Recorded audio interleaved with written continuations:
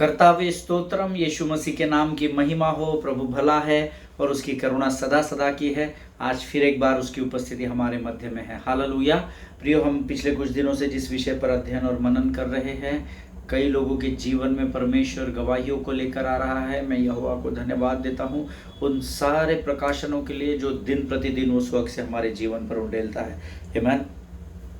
जब हम प्रभु की वाणी का आदर करते हैं तो परमेश्वर भी हमारा आदर करता है। हालेलुया। आज प्रभु फिर एक बार हमारे मध्य में है, अपने वाणी को लेकर पवित्र आत्मा की सामर्थ्य हमारे बीच में है। और प्रभु का वचन कहता है कि जहाँ यहोवा होता है वहाँ सब कुछ होता है। हालेलुया। किसी भी भली वस्तु की घटी नहीं होती, क्योंकि जहाँ पर यहोवा जाता है, जहाँ पर स्वर्ग का परमेश्वर चलता है, सारी आशीषें उसके साथ साथ उसके पीछे पीछे चलती है। हालेलुया। और हमारे जीवन में जब परमेश्वर अगर आज आपके और मेरे मध्य में उपस्थित है तो ऐसा समझ लीजिए, विश्वास करे, भरोसा करे प्रभु पर कि संसार की और पृथ्वी की सारी आशीषें आपके साथ है। हालेलुया। तो पास्टर साहब, हमको आशीषें दिखती क्यों नहीं? क्योंकि आप शरीर की आंखों से ढूंढ रहे हैं। Hallelujah.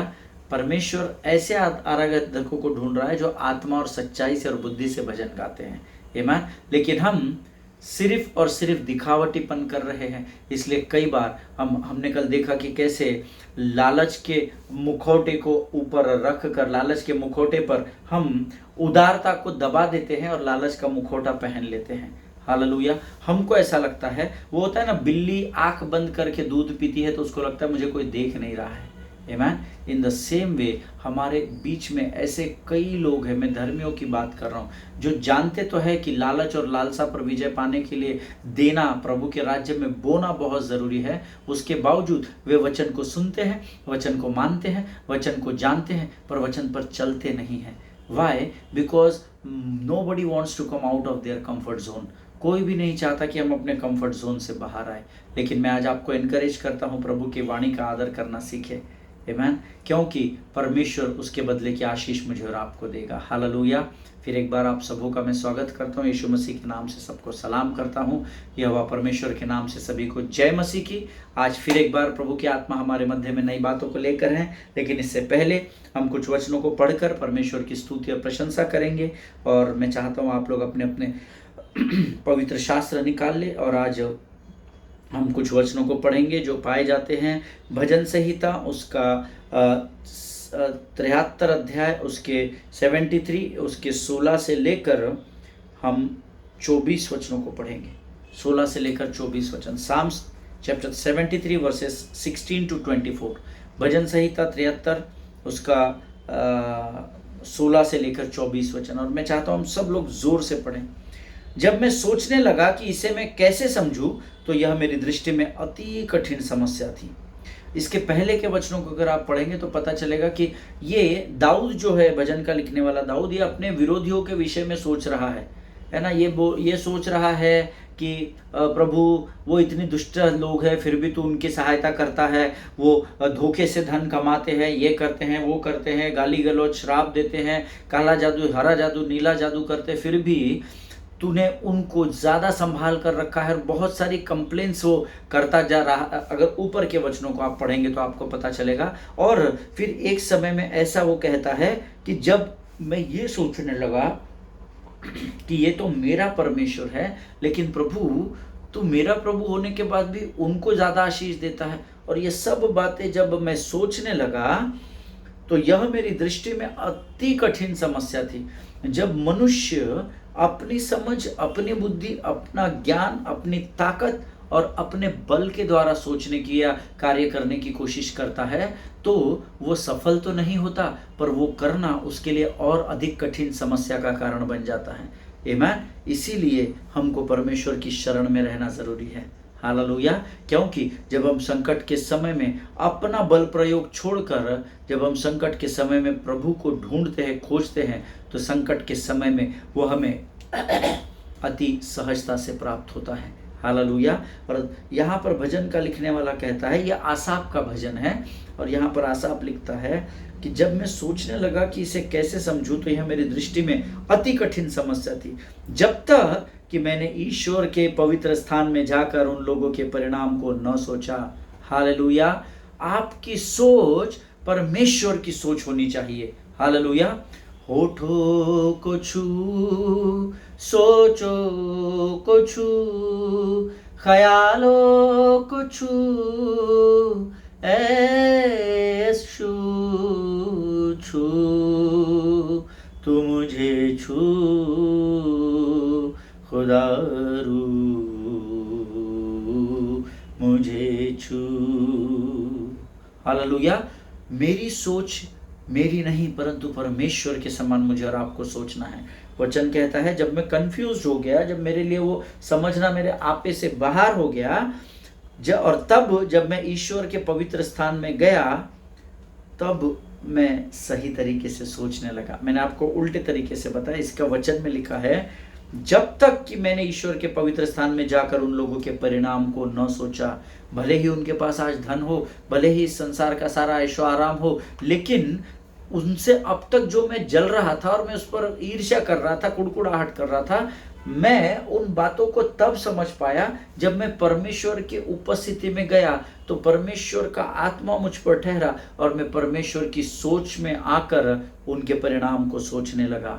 Hallelujah. It is very important, if you are in any trouble today, परमेश्वर के शरण में जाइए और परमेश्वर को अपना समर्पण करें, तब परमेश्वर के विचारों से आप सोचना शुरू करेंगे।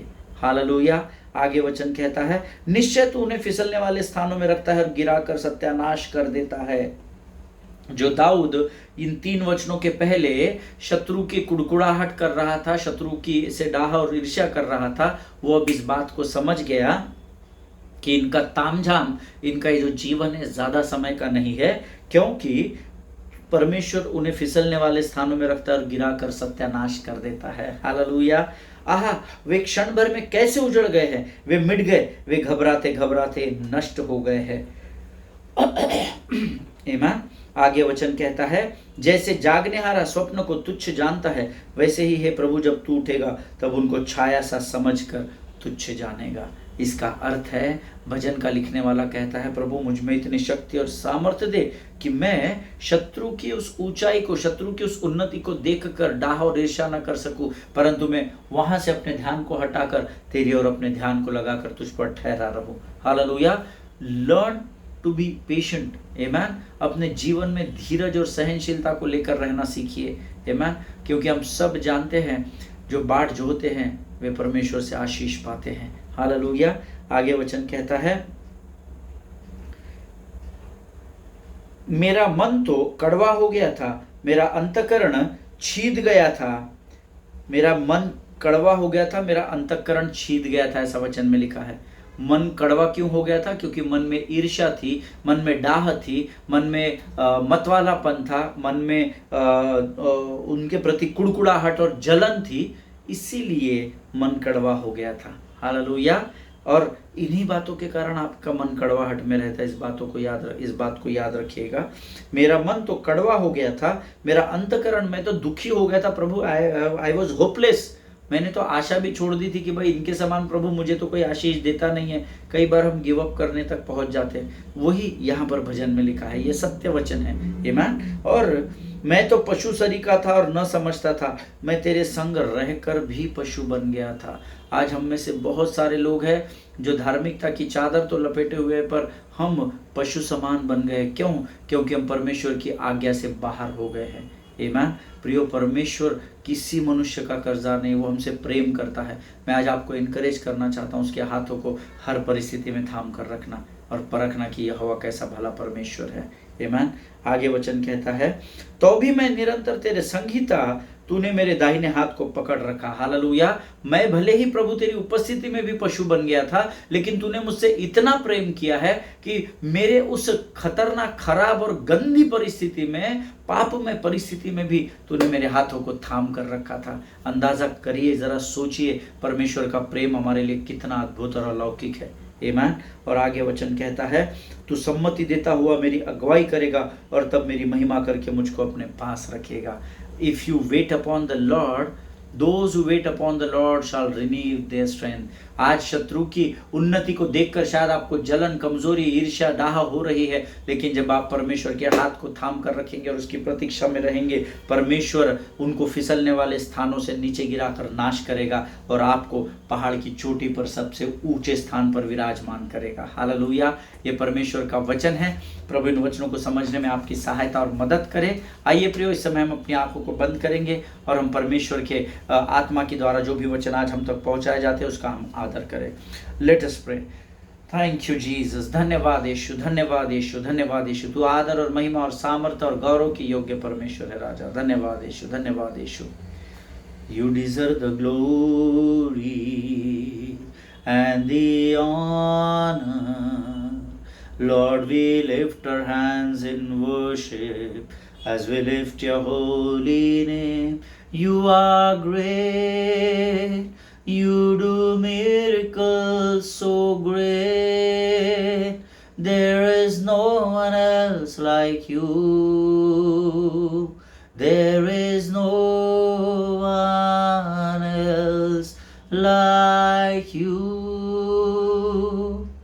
प्रभु जी, हम धन्यवाद देते हैं क्योंकि आदर और महिमा सब कुछ तेरा है राजा। तेरे समान और कोई नहीं जिसे हम हे अब्बा, हे पिता कहकर पुकार सके, जिसके सामने गला खोलकर हम अपने हृदय और मन की बातों को रख सके राजा। प्रभु, तू हमारी परिस्थिति को हमसे बेहतर जानने और जांचने वाला परमेश्वर है। तू जानता है प्रभु कि तुझे हमें कब विजय देना है परमेश्वर पिता।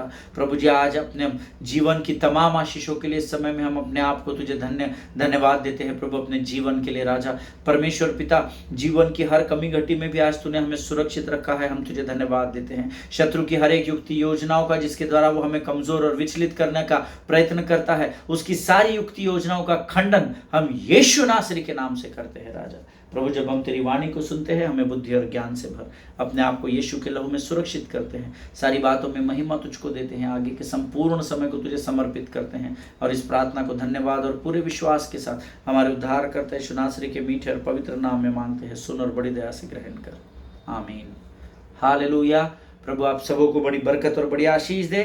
कल हमने जो अध्ययन किया था, इसके पहले के सेशन में कुछ लोगों ने मुझे कहा कि परमेश्वर ने मैं कल आपको बता रहा था कि जब हमको हमारे जीवन में देने का समय आता है तो हमारा माइंड कंफ्यूज हो जाता है, दूं या नहीं दूं, कितना दूं, कितना कम दूं, कितना ज़्यादा दूं, और इतना विचलित हो जाता है कि शत्रु हमें वहाँ मात दे देता है, and which is very ridiculous. और ये बहुत ही शर्म की बात है, बहुत शर्मनाक बात है कि हम संसार की सुख सुविधाओं को पाने के लिए कोई कॉम्प्रोमाइज़ नहीं करते हैं, लेकिन जब परमेश्वर के देने की बात आती है तो हम अपने हाथों को खींच लेते हैं। The spirit of stinginess comes in our life. कंजूसी की आत्मा में वो लालच हमको रोक देता है। वो लालच की आत्मा बोलती है कि नहीं, इतना मत दे, तू नहीं देगा तो परमेश्वर का राज्य कम नहीं हो जाएगा, तू अगली बार को मिलकर दे देना, तुझे वो कार्य करना है, तुझे इस बात को खरीदना है, उस बात का पैसा भरना है, और हम परमेश्वर के राज्य की चोरी कर बैठते हैं।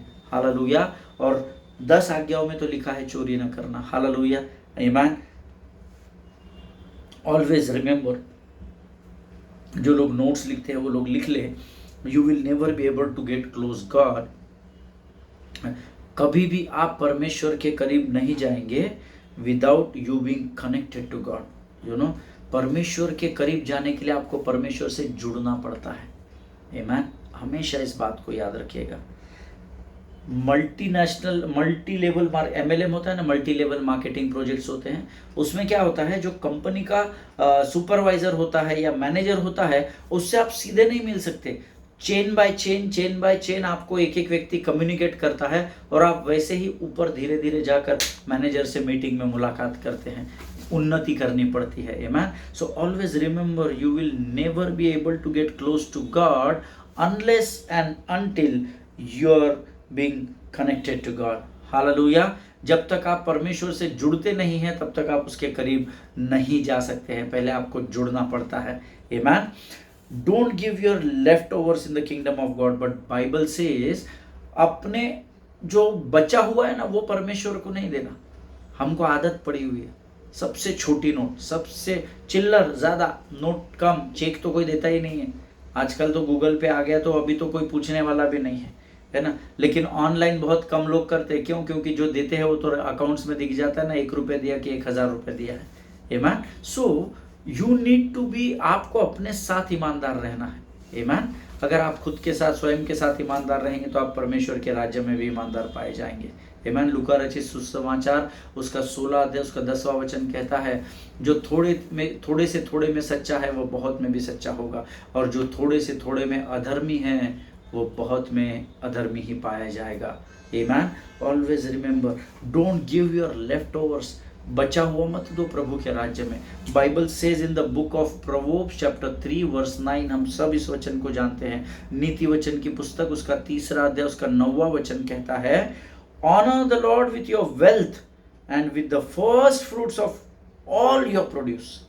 ऑल योर प्रोड्यूस, अपने धन के द्वारा परमेश्वर की महिमा करना और अपने उपज का पहला भाग दे देकर यहोवा की प्रतिष्ठा करना। आमेन।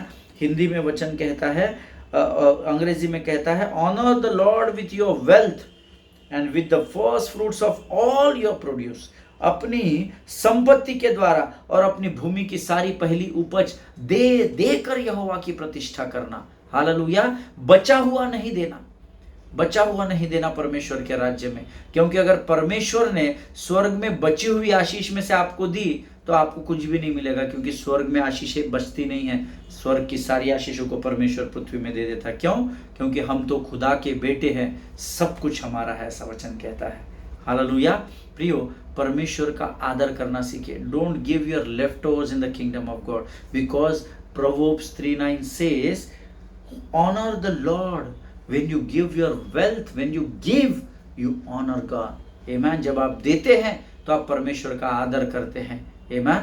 और हम एग्जैक्ट इसके अपोजिट कर रहे हैं। अधिकांश लोग, मैं सबकी बात नहीं कर रहा, हम लालसा में आकर, लालच में आकर परमेश्वर के राज्य की चोरी कर रहे हैं। Am I making any sense to anyone here? क्या आप उस भीड़ का भाग तो नहीं जो परमेश्वर के राज्य में चोरी कर रहा है? अपनी ज़रूरतों को पूर्ण करने का हिसाब हम नहीं रखते हैं, लेकिन परमेश्वर के राज्य को बढ़ाने के समय में मैं और आप स्वार्थी और लालची हो जाते हैं। आमेन। और ये सत्य बता रहा हूँ, शायद आपको अभी कड़वा लग रहा होगा, बट सत्य हमेशा कड़वा ही लगता है। आमेन। जब अपने खुद के शरीर की अभिलाषाओं को पूर्ण करना है तब हम कॉम्प्रोमाइज़ नहीं करते हैं, पर जब प्रभु के राज्य में देना है तो लालच और स्वार्थ की आत्मा हमें जकड़ लेती है। इसीलिए हमने कल एक वचन पढ़ा था, इसीलिए सावधान रहो। हालेलुया। आमेन। अय्यूब क्या कहता है? तो अय्यूब की पुस्तक उसका 1 अध्याय उसका 21 वचन, the book of Job chapter 1 and verse 21। अय्यूब की पुस्तक 1 अध्याय 21 वचन कहता है, मैं अपनी माँ के पेट से नंगा निकला और वही नंगा लौट जाऊंगा। यहोवा ने दिया और यहोवा ही ने लिया, यहोवा का नाम धन्य है। हालेलुया। क्या आज अय्यूब के सोच के समान आपकी और मेरी सोच है क्या? नहीं, हमारी सोच एकदम अलग है। प्रभु जी तूने उसको ही दिया, वो इस लायक नहीं है, उसको उस स्थान पर खड़ा कर दिया, मेरी जगह उसको दे दी। मैं ये गाड़ी खरीदने वाला था, प्रभु जी तूने उसको पहले ये गाड़ी दे दी। so many things are there to speak, you know। इतनी सारी चीजें इस विषय में बोलने के लिए, लेकिन प्रभु का धन्यवाद हो कि परमेश्वर हमारे मन पर और हृदय पर नियंत्रण लेने वाला परमेश्वर है। आमेन। अय्यूब स्वयं कहता है, मैं अपने माँ के पेट से नंगा निकला और वही नंगा लौट जाऊंगा। आमेन। What does that mean? That means no one is going to take treasures of earth in heaven. Hallelujah. इस पृथ्वी की वेल्थ को, ट्रेजर्स को, संपत्ति को या महिमा को, परमेश्वर ने जो कुछ भी, खजाना जिसको बोल सकते हैं, ट्रेजर्स यानी खजाना होता है, कोई भी मनुष्य पृथ्वी की से कुछ भी लेकर स्वर्ग में प्रवेश नहीं करने वाला है। Hallelujah. Amen. See, today I want to encourage each one of you, beloved people of God, and I want to provoke you to live a life of prayer, fasting and extravagant generosity. Hallelujah. मैं आज आपको बताना चाहता हूं, मैं आपको उत्तेजित करना चाहता हूं, आपको उकसाना चाहता हूं कि अपने जीवन को बदल डालिए। आपके जीवन में प्रार्थना का होना, उपवास का होना एंड एक्स्ट्रावेगेंट जनरोसिटी, जिसको हम कह सकते हैं हमारे क्षमता से अधिक देने के विषय में हमको बढ़ना पड़ेगा। हालेलुया। परख कर देखिए कि यहोवा कैसा भला परमेश्वर है। And that is what and that is what is I call these three things spiritual discipline. Amen. आपको ये तीन बातें आत्मिक अनुशासनहीनता की ओर लेकर जाएंगी। आप करके देखिए, शुरू कीजिए। कब से करें पास साहब? अब भी से करना है, अब भी से करना है। आमीन।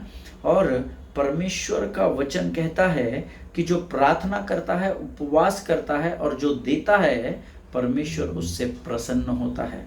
हालेलुया। अगर आप मत्ती 6:3, 6 और 6:9 पढ़ेंगे तो वहां पर इन तीनों बातों के विषय में आप सीखने पाएंगे।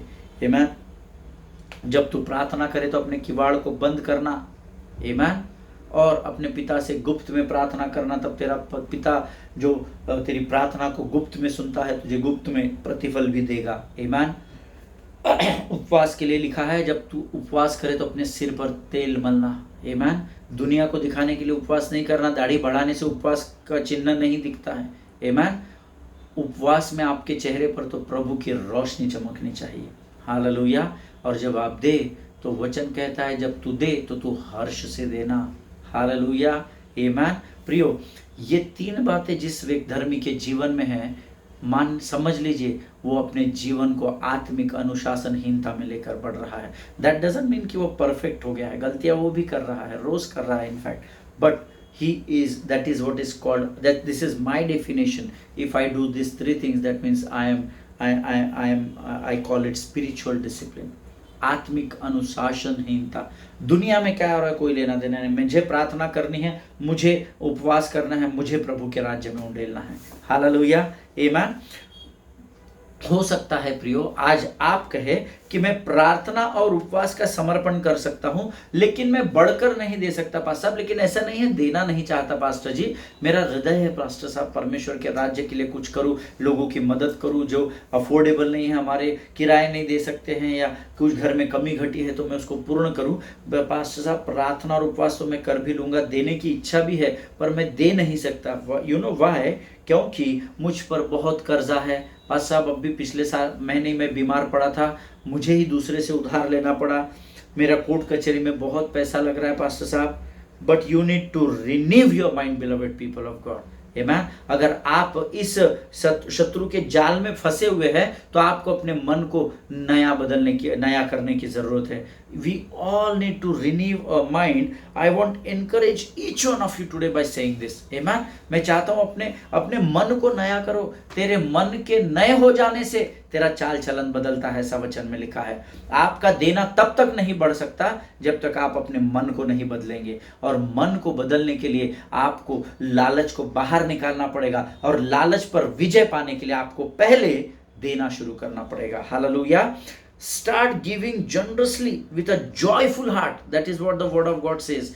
उदारता से दे, आनंद के हृदय से होकर दे। Then taste and see that the Lord is good. Hallelujah. और फिर परख कर भी देखे कि यहोवा कैसा भला परमेश्वर है। हमको देने को नहीं होना, लेकिन पाने की लाइन में हम सबसे आगे खड़े हैं कि प्रभु सबको दे रहा है, हमको क्यों नहीं दे रहा है। Amen. But God is a God of discipline. God is a God of obedience. Always remember this. Amen. अगर आप अपने जीवन में घमंड, अभिलाषा और लालसा, प्राइड, लस्ट एंड ग्रीड, इस पर विजय पाना चाहते हो तो आपको विश्वास के कदम को बढ़ाना होगा, बलिदान के लिए तैयार रहना होगा। Hallelujah. If you want to overcome pride, lust and greed, then the very first thing you need to grow in faith. You need to renew your mind. And number 3, you need to be ready to sacrifice. Hallelujah. आपको बलिदान देने के लिए तैयार होना पड़ेगा। Amen. परमेश्वर के राज्य में बलिदान करना हमेशा हमेशा हमेशा आपके और मेरे लिए नए मार्गों को खोल देता है। Amen. Sacrifice is very very very important. आमीन। इसके विषय में पुराना नियम भी हमें सिखाता है और नया नियम भी हमें सिखाता है। आमीन। सो बलिदान देने की तैयारी रखनी पड़ती है। प्रार्थना बलिदान है, उपवास बलिदान है, क्योंकि शरीर को त्यागना पड़ता है। प्रार्थना, घमंड को त्यागने के लिए प्रार्थना में समय देना होता है, और लालच पर विजय पाने के लिए गिविंग के क्षेत्र में, देने के क्षेत्र में हमें बलिदान देना पड़ता है। Hallelujah. Sacrifice is very important and God has already taught us about sacrifice. बलिदान के विषय में हमने बहुत कुछ सीखा है, पर दुख की बात है कि कलीसिया सीख रही है पर अमल नहीं कर रही है। Start acting upon the word of God.